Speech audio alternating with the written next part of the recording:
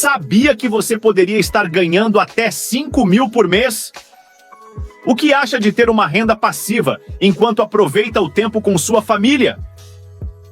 É totalmente possível.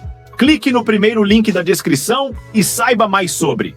Uma renda mensal. Onde é que você gera riqueza? Investindo na produção. Você tem que investir na geração de riqueza. E foi o que eu fiz. Para investir na geração de riqueza, você vai comprar o quê? Você vai comprar projetos. Você vai analisar projetos de empresas que tenham, assim, estruturas futuristas, empresas que tenham perenidade na economia, empresas que consigam manter uma sustentabilidade dessa perenidade na economia e que possam, evidentemente, gerar riqueza, fazer essa riqueza circular e distribuir essa riqueza. Fiz uma análise muito criteriosa das ações que talvez pudessem me retribuir através dessa carteira de renda mensal. Tudo é uma questão de você desenvolver e até, eu diria, radicalizar um foco. Então, qual foi o meu foco? Eu quero ter uma carteira de renda mensal. Eu vou, claro, brigar com unhas e dentes para alcançar essa carteira de renda mensal. Agora, o que eu preciso para chegar nela? Eu preciso o quê? Eu preciso estabelecer uma prioridade. Qual é a minha prioridade? A minha carteira de renda mensal, tá certo? Então, estabelecendo essa prioridade, tudo aquilo que aparece para me comprar, para me desenvolver, eu pergunto, é minha prioridade? Não. Então, por quê? Porque se eu quero formar uma carteira de renda mensal, por que eu vou vender?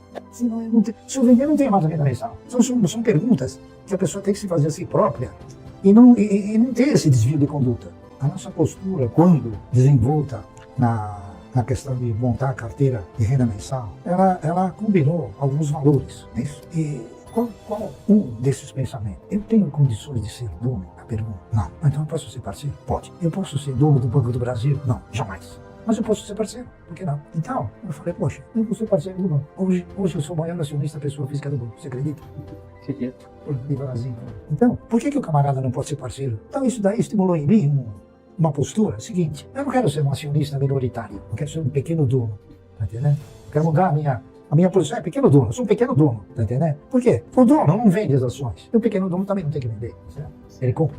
Então, observando esse critério de querer ser pequeno dono, por exemplo, então eu sou um pequeno dono da ES Brasil, sou um pequeno dono da Suzano, sou um pequeno dono do Banco do Brasil, aliás, do Banco do Brasil, eu sou um acionista pessoa, sou um dos maiores acionistas do Banco Santander, pessoa física, tudo uma pessoa física. Hoje eu sou um pequeno dono da Klabin, uma das maiores empresas do país, uma empresa que ostenta a direção que esse país precisa. Ela investe na geração de riqueza, ela gera riqueza, ela faz essa riqueza circular e distribui essa riqueza. Sou um grande acionista, talvez, não sei, não é por uma miragem e nem por uma visão, mas sou um grande acionista de uma empresa chamada Unipar, tenho 20% das ações, sou vice-presidente do Conselho de Administração e não quero outro. A ação da qual a gente participa custa R$70 no mercado, em função do quê? Em função do direcionamento e da diretriz que você coloca na empresa, que o dono é um grande camarada, um amigo, né? E um camarada que conhece, sabe e gosta de investir, acha que tem que se investir nesse país. Mentalidade essa que está praticamente exorcizada a maioria da população. Agora, por que o cidadão não investe aqui? Porque se ele investir em outro país, o custo dele é bem menor do que aqui. Então, o empresário, ele quando toma a iniciativa de edificar um negócio, é claro, esse negócio ele tem que ter duas coisas fantásticas. Ele tem que ter custo e lucro, né? A pretensão aqui é que o cidadão não tenha lucro. Então, ele não pode ter o negócio. Então, você tem aqui uma série de ingredientes que maculam, que prejudicam essa filosofia. Primeiro, você tem um tributo ao lasador, tá correto? São 34% que se paga. É uma coisa fantástica. Você tem o custo trabalhista, que é extremamente oneroso, com benefícios e direitos incalculáveis, coisas que não existem em outros países. E que não é desumano, tá entendendo? A verdade é essa. Então, nosso país é um país que precisa ter um choque anafilático em termos de economia e em termos de direcionamento, para que ele possa, então, talvez, um dia não ter mais ninguém na rua, que não tem hoje. O investidor pessoa física ele tem alguns desafios. O primeiro deles é a falta de conhecimento básico de finanças pessoais. Então, para você ter a renda passiva, obrigatoriamente você tem que ter a renda ativa, suplantando esses aportes mensais e constantes ao longo do tempo. O segundo desafio, ele está aqui, é mental, né? E ele tem que, obviamente, passar por diversas tentações que as próprias instituições financeiras, que o próprio mercado, colocam para esse investidor, como a gamificação, estimulam o jogo, né? Tudo isso estimula um comportamento muito mais de jogatina do que propriamente de investimento a longo prazo. Então a gente gosta de sintetizar a estratégia dele com algo muito simples, tá? Você quando está na bolsa, você está simplesmente escolhendo de quem você vai ser sócio pelo maior período possível, né? Então o que a gente procura aqui? Comprar boas ações de boas empresas a bons preços que paguem bons dividendos. E essas condições são uma relação atemporais, você pode usar em qualquer mercado do mundo, não conhece o taxa de grau. Qualquer lugar do mundo você pode criar um empresa. A gente faz isso com muito manual, muito mandado, muitas empresas com marcas excelentes, áreas competitivas muito fortes, né, cada um dos seus negócios, e o que a gente busca são negócios na medida do possível que sejam perenes, que consigam gerar um bom fluxo de caixa, né, porque acho que a grande diferença daqueles que procuram crescimento, que esse crescimento pode não vir, todo o valor desse tipo de empresa está na perpetuidade, certo? Uma empresa que paga dividendos, você vê, o gestor, ele se vê obrigado a remunerar o seu acionista, o que sobra, ele precisa de fato empregar em investimentos que tragam taxas de retornos que realmente valham a pena. Então, quer dizer, ele tem recursos mais escassos e, obviamente, quando ele precisa investir um volume maior, ele recorre àquele acionista cativo, né? Então, obviamente, que ser acionista exige também não só momentos que você recebe dividendos, mas momentos que você tem que contribuir para que essa empresa continue gerando fluxos de caixa que alimentem uma carteira de dividendos, né? Então, é uma relação de parceria que você tem que desenvolver, né? Então, raramente a gente faz venda, é sempre pensando de quem eu vou me tornar mais sócio, né? Então, obviamente que esses são desafios de mentalidade, né? De você empregar os seus recursos corretamente, que você não ensina uma população que está tão acostumada com o rentismo a fazer uma coisa dessa assim, numa velocidade tão rápida. Claro. Né? Então, imagina, ele vem fazendo isso desde a década de 70, a gente vem fazendo desde 2018, então o trabalho de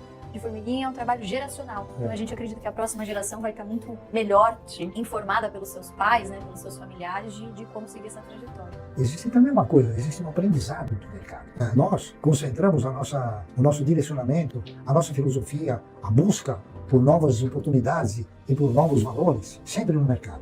E o mercado nos ensina coisas incríveis que a maioria não quer escutar e não quer. Por exemplo, a Klabin me ensinou uma coisa que eu falo para todos e que as pessoas não conseguem avaliar essa simetria. A Klabin me ensinou que dividendo você ganha por quantidade possuída, não por valor aplicado. Sabia disso? Sim. O mercado não sabe disso. O mercado fala, dividendo, mas o que é valor aplicado? Entendeu? O que é quantidade possuída? Não é isso? Então o mercado me ensinou isso. Me ensinou e eu apliquei. Então a Klabin ela paga um dividendo assim e eu recebo isso de dividendo. Por quê? Porque eu tenho visto de ações. Então ela me ensinou. E a gente tem que fazer isso. A função de uma instituição brasileira que se preze é justamente isso. É tentar mostrar para o indivíduo algo que vai lhe causar benefício, não malefício. Eu gostaria que nós fôssemos uma instituição que ensinasse a todos como conseguir um conforto financeiro.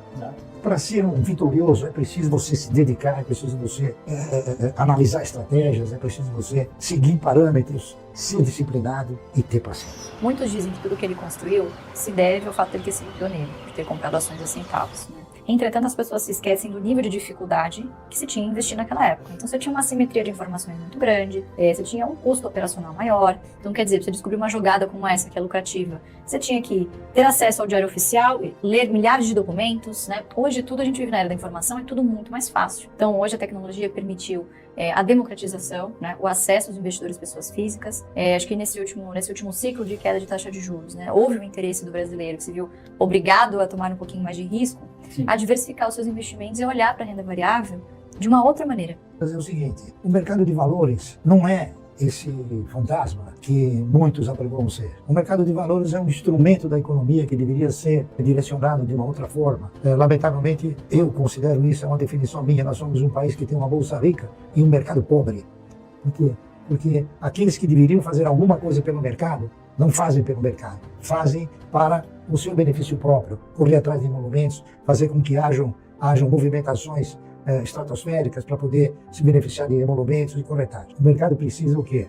O mercado necessita de uma estrutura educacional, mostrar para o cidadão o caminho do investimento através do investimento na geração de riqueza através das ações. A internet é um grande palco, obviamente que algumas pessoas se aproveitam disso e acabam desvirtuando, mas claro. A gente tem muitas pessoas fazendo um trabalho bem legal, acho que principalmente de conscientização. Né? Investir é uma tarefa que é uma jornada, tá? Não é uma corrida de 100 metros, é uma maratona. Né? E obviamente que para você descobrir o seu perfil de investidor, isso demanda tempo, isso demanda o que a gente chama de PDP, prioridade, disciplina e paciência. Né? Então um dos nossos desafios foi justamente pegar esse estudo da década de 70 e traduzir para uma linguagem mais atual, mais jovial, né? E que pudesse ter uma escala muito maior. Né? Então a internet obviamente permite esse tipo de projeto.